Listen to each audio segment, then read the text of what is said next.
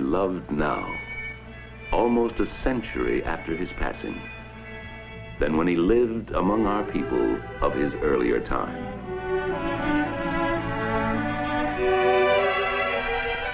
It is proper that his nation pays him honor by putting his likeness, grave and kindly, on the most abundant of our coins.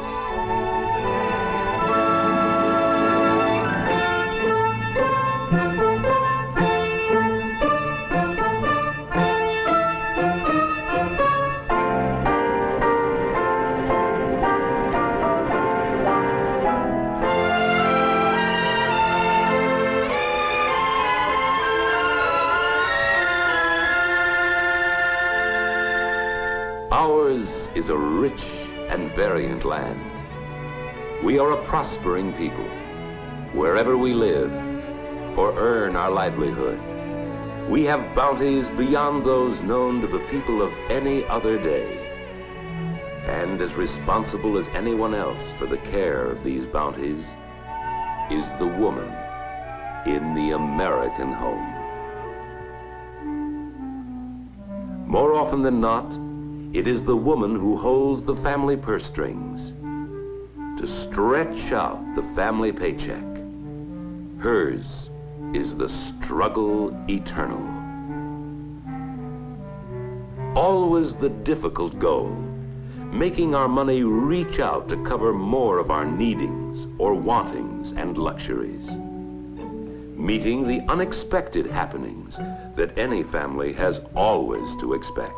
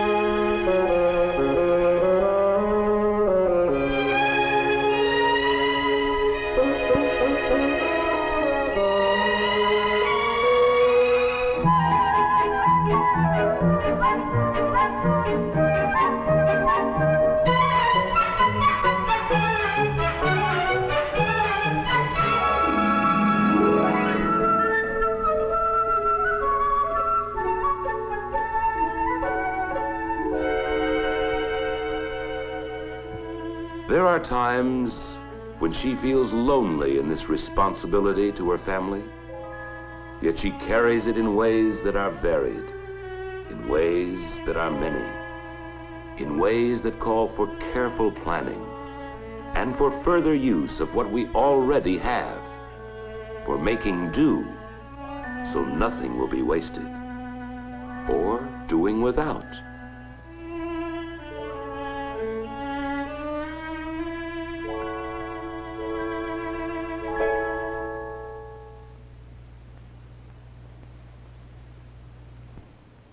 She unfolds and refolds the paycheck and molds it in the ways of thrift, making a fine art of doing so.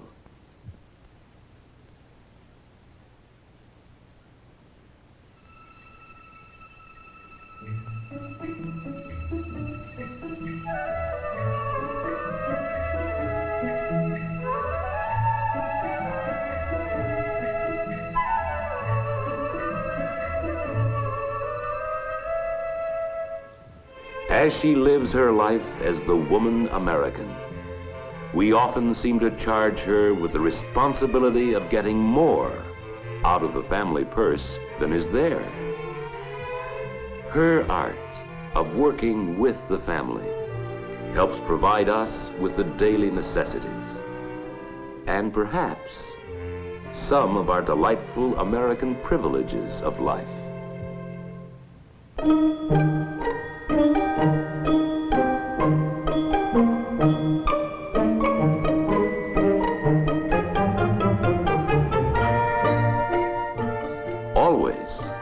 art is based on saving, by reducing the family needs, as well as by spending, for she spends to save and saves to spend.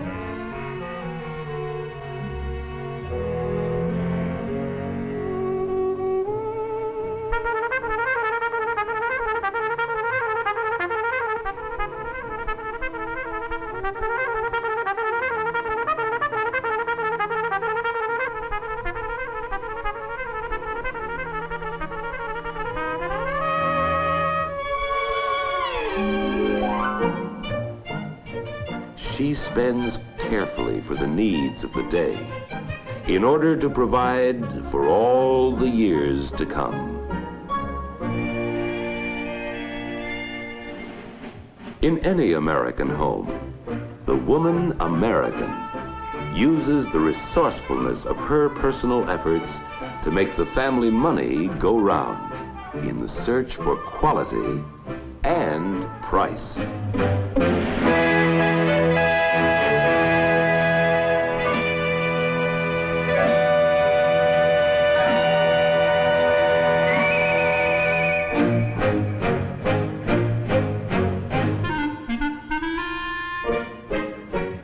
If the purchases have been good ones, they can serve new owners as time goes on, and will last, and last, and last, and last, and last.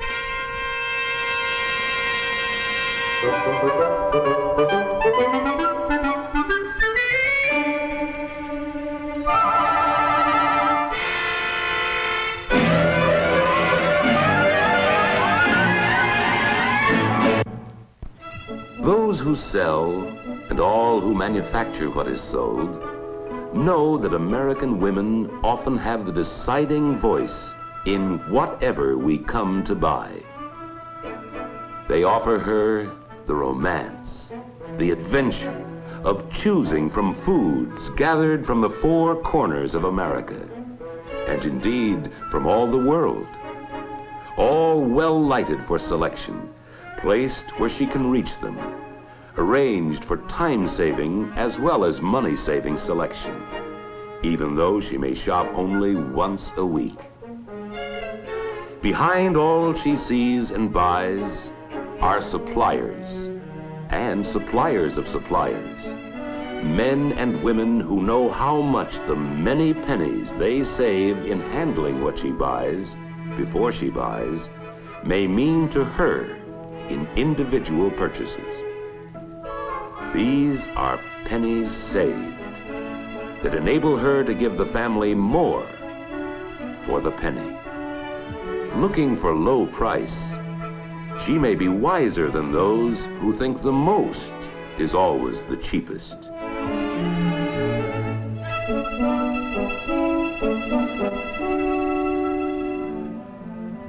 Or wiser than those whose idea of saving is to spend gasoline driving around the block, looking for a parking meter with free time left on it.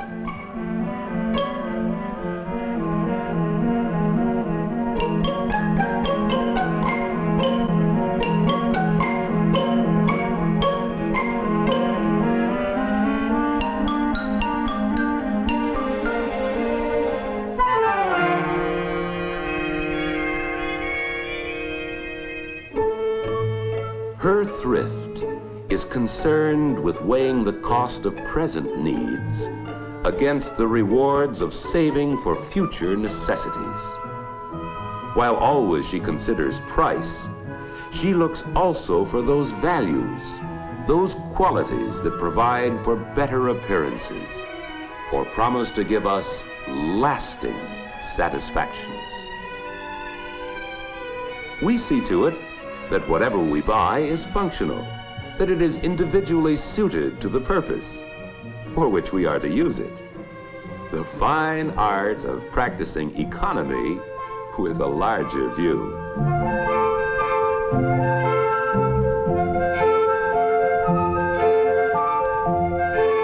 Low first cost, yes, and suitability, the most value for the money spent as time goes on. And one thing more, we want the article that best serves our heart's desire. These three qualities she considers complete thrift. American producers of goods have a constant goal: to offer what her good taste and good judgment will want to buy. The success of each free enterpriser depends largely on how well he courts her, how winningly he bids for her fancy and her fortune. The courtship means keen competition, each producer trying to charm her with choice offerings calculated to please her and please her family a little better than with the attractions of anyone else. Competition presses the retail dealer, too, into practicing thrifty ways. It leads him into dealing in pennies. For pennies make all the difference in what is bought or not bought. Pennies.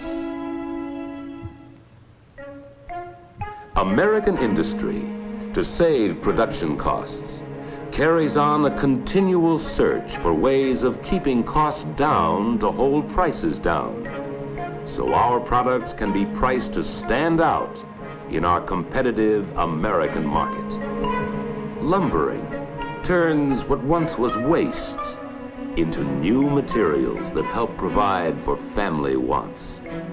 Better, more serviceable articles for us to use and treasure.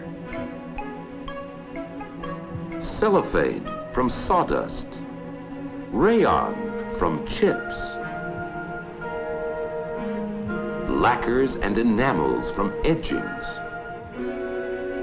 plastics from slabs, all from the cellulose of wood that once was wasted.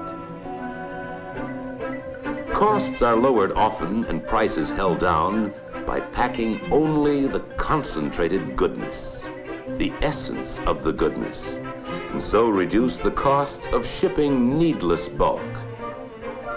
Volume is important in low cost. Any machine tool that turns out things we need may cost the same whether the machine is used to turn out a dozen or a million. With the big divisor of 1 or 2 million and more, the cost of each unit is less, and this is vital.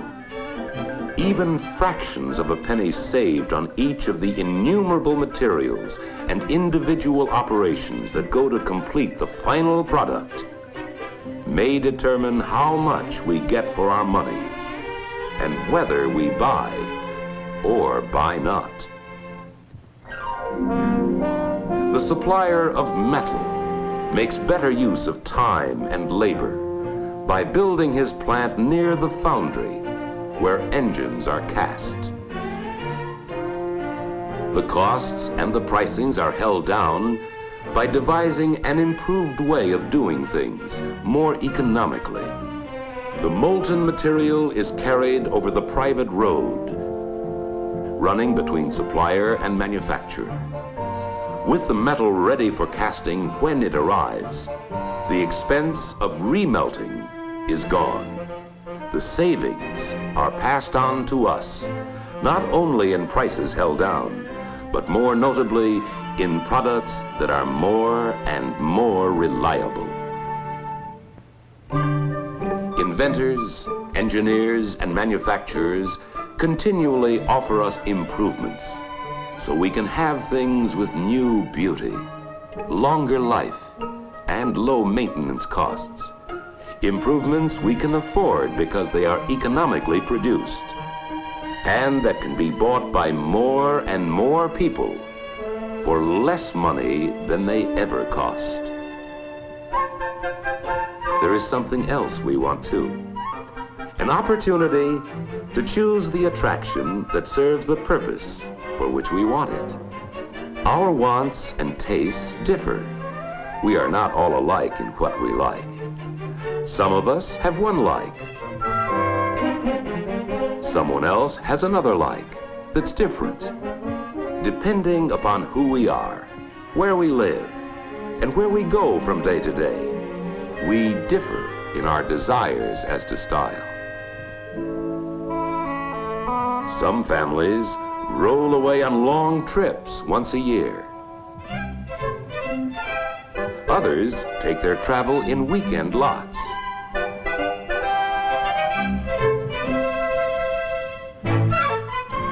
Some delight in social recreation.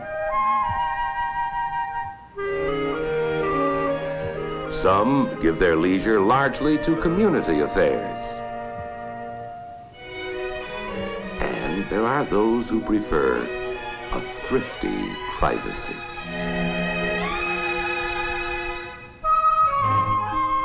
In many homes, the wife is a career woman.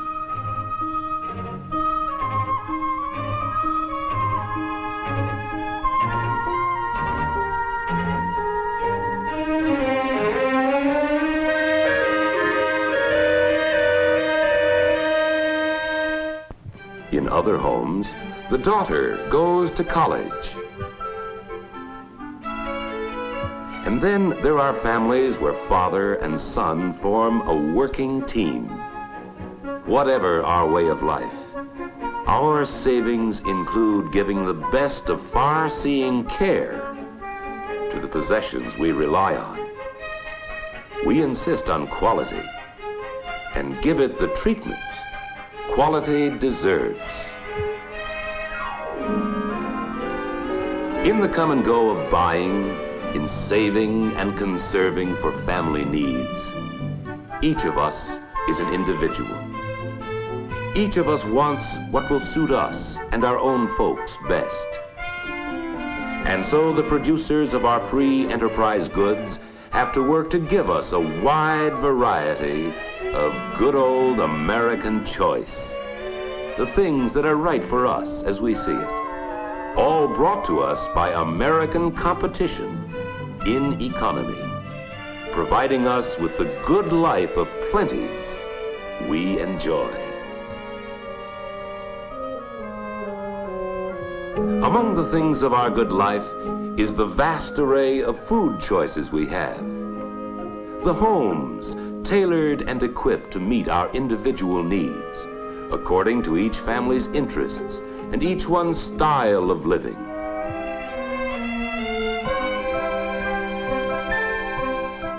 Competition puts labor-saving, time-saving devices in our homes that free a woman so she can add to the family income by carrying on with a working career.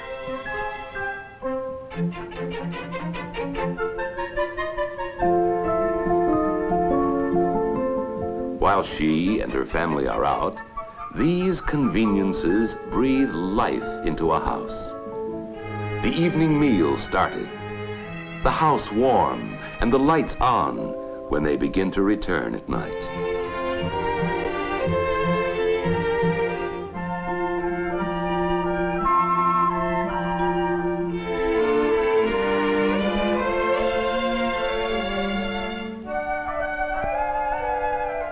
Competition to win family favor makes it possible for us to be well dressed at the price we can afford to pay, low, medium, or high. But our thrift does more than spur competition in material offerings of convenience and service. To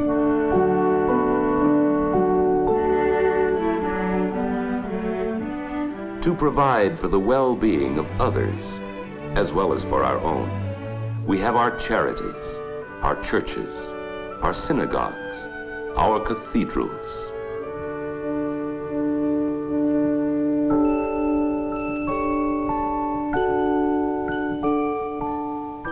Our traditional American thrift, and particularly the thrift of our womenfolk, finds the way to provide for the future.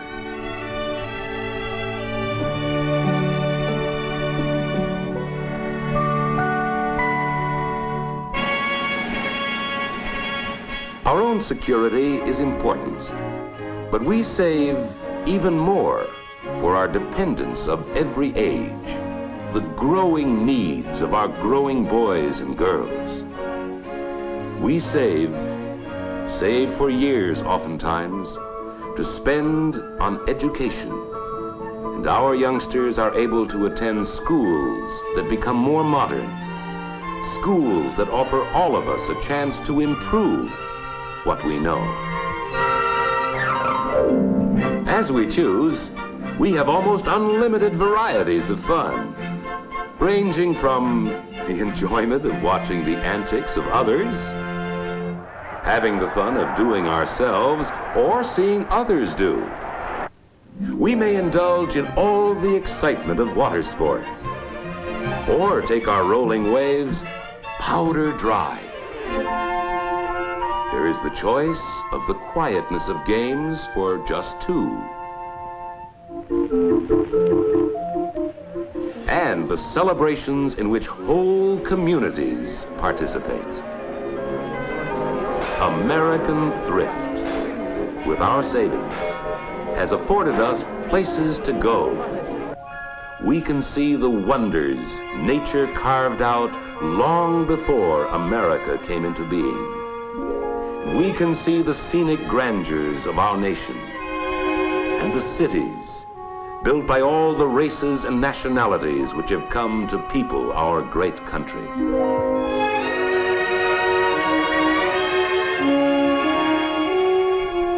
Our abundance is big and comes from bigness. The bigness of our busy business, the bigness of our fields, the bigness of our fast-moving, modern America.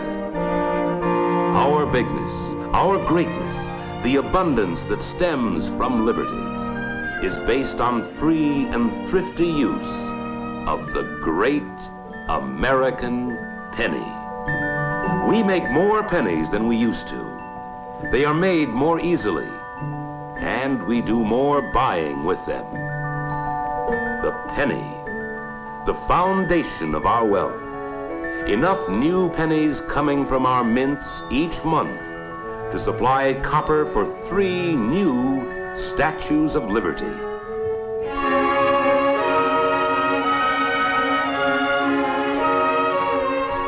Originating in the spiritual values of liberty and spurred on by a thrifty sense of progress, we live in an age of growing abundance. As we grow and see all that is so wonderful in our land, we may well remember it is all developed from the practical dreams of those who came before us, our founding forefathers. Those who thriftily paved the way for our producers to turn out whatever may best meet the economy demands of our individual American needs and askings, and for our liberty to buy whatever we each may choose.